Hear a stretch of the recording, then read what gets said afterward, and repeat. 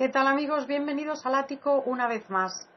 El día 30 de enero de 1989, en los Campeonatos del Mundo de Esquí Alpino en Colorado, Estados Unidos, moría guillotinado por el cable de acero que debía sujetar una pancarta de meta el duque de Cádiz, don Alfonso de Borbón, primo hermano del rey Juan Carlos I de España. ¿Qué sucedió realmente aquella funesta tarde invernal en la que lucía un sol espléndido para que el duque de Cádiz, un esquiador, podríamos decir, profesional, no alcanzase a ver aquel obstáculo que lo guillotinó como a sus antepasados borbones en Francia? Don Alfonso de Borbón-Dampierre, el duque de Cádiz, descendía por la pista Eagle County acompañado del ex campeón austriaco Toni Sailer, de su esposa y del encargado de seguridad de los campeonatos. Inspeccionaban el estado de la pista cerrada al público, en la que al día siguiente se disputaba la prueba de descenso del Campeonato Mundial de Esquí Alpino. Mientras marcaban el trazado del recorrido y cada una de sus puertas, Toni Sailer reparó en la existencia de un cable trenzado de acero que atravesaba la pista unos 100 metros más abajo y previno del peligro en su idioma, en alemán, al duque de Cádiz, que le seguía a unos metros de distancia. Le espetó: Alfonso, cuidado, abajo están trabajando. El empleado de la estación, Daniel Conway, quien más tarde desapareció para siempre, como si se le hubiese tragado la tierra, manipulaba un cable de acero de unos 4 milímetros de grosor para la pancarta de meta, y esta cuerda metálica estaba situada a una altura de unos 75 metros sobre la nieve. Pero Alfonso, aunque se manejaba muy bien en alemán, no le escuchó. Había enfilado ya a unos 45 kilómetros por hora el último trayecto de su vida. ¡Oh, Dios mío! ¡Oh, Dios mío!, exclamó Toni Sailer segundos después, al verle tendido en la nieve, cuando eran las 15:56 del lunes, las 11:56 en España. El duque de Cádiz permaneció inmóvil alrededor de media hora en la pista, desangrándose, debatiéndose entre la vida y la muerte, sin que ningún facultativo en condiciones le auxiliase. El médico dio instrucciones de que no se le trasladase al hospital hasta que no se personase en la pista la policía, y cuando al final llegó la ambulancia, avisada por la patrulla de la policía, ya tenía el pulso muy débil.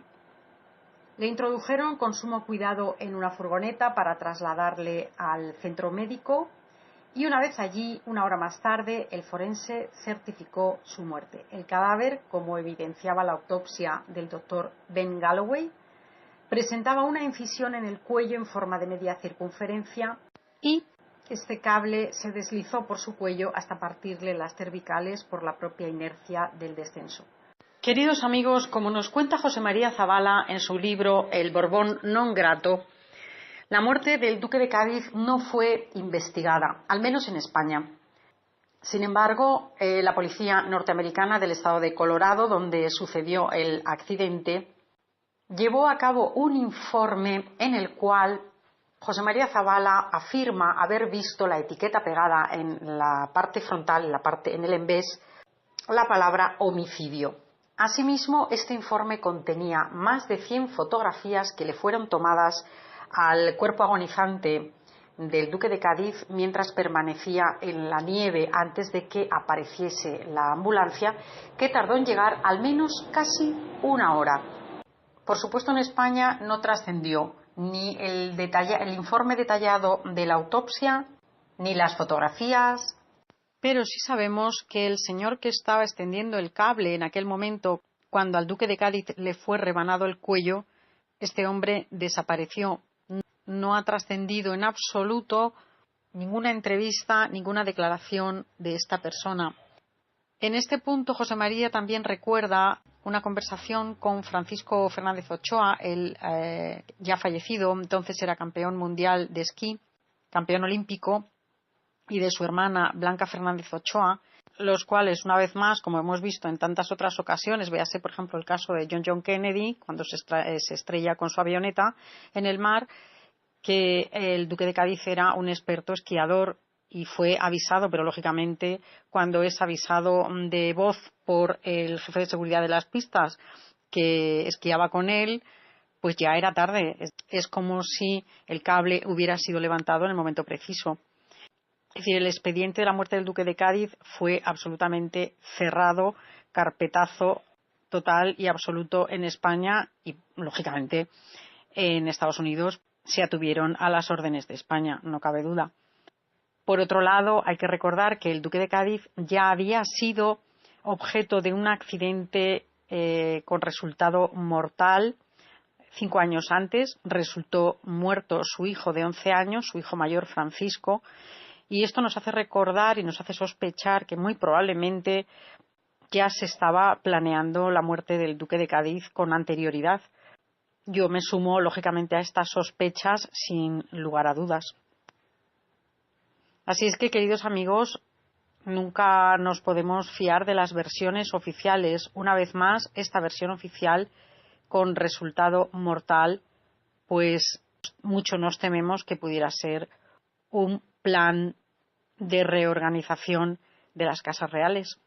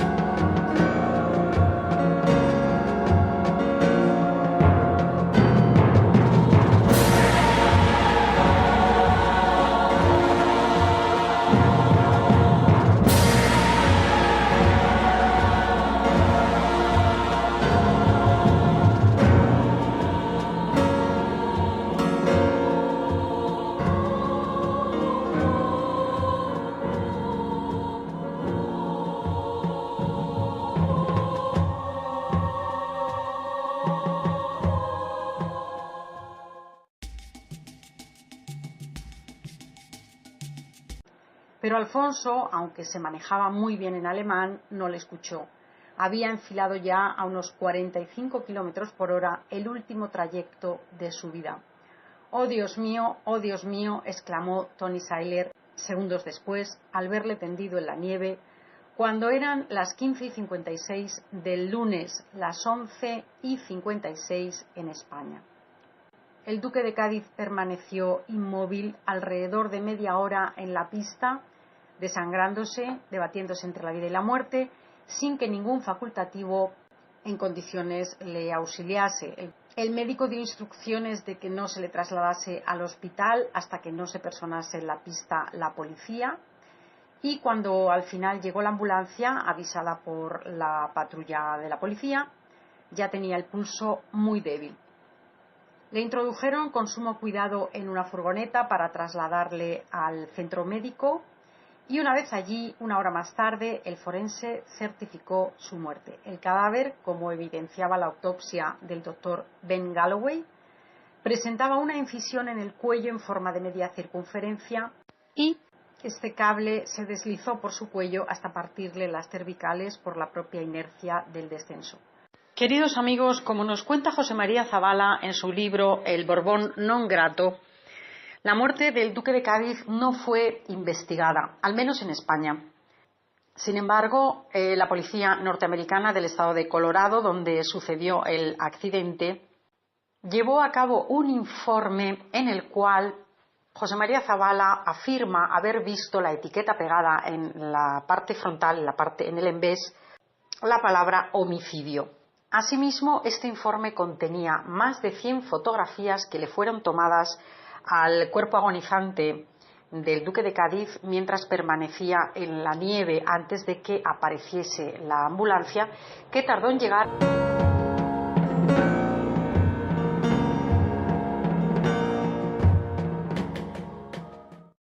¿Qué tal, amigos? Bienvenidos al Ático una vez más.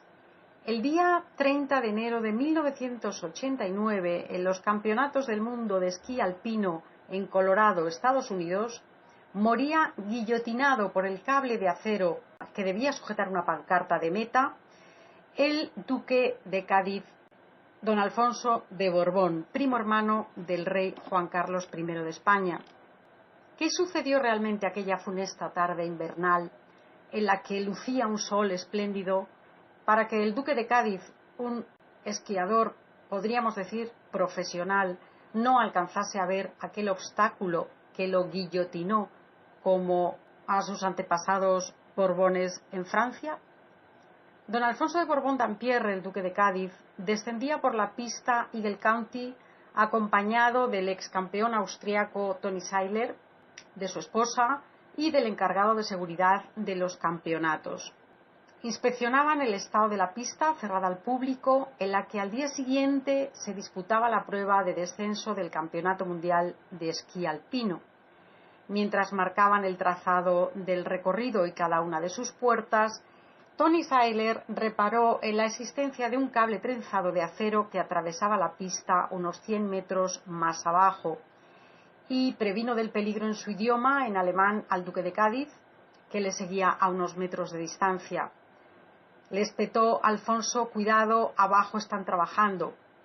El empleado de la estación, Daniel Conway, quien más tarde desapareció para siempre, como si se lo hubiese tragado la tierra, manipulaba un cable de acero de unos 4 milímetros de grosor para la pancarta de meta, y esta cuerda metálica estaba situada a una altura de unos 75 metros sobre la nieve.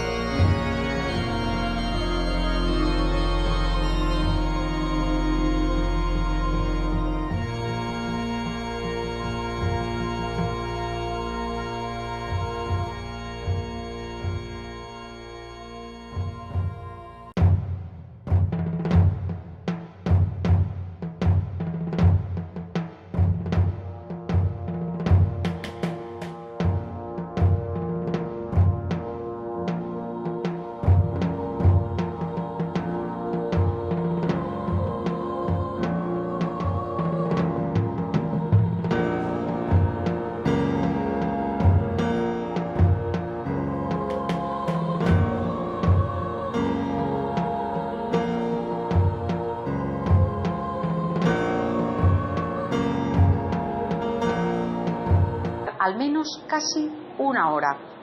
Por supuesto, en España no trascendió ni el informe detallado de la autopsia, ni las fotografías, pero sí sabemos que el señor que estaba extendiendo el cable en aquel momento, cuando al duque de Cádiz le fue rebanado el cuello, este hombre desapareció.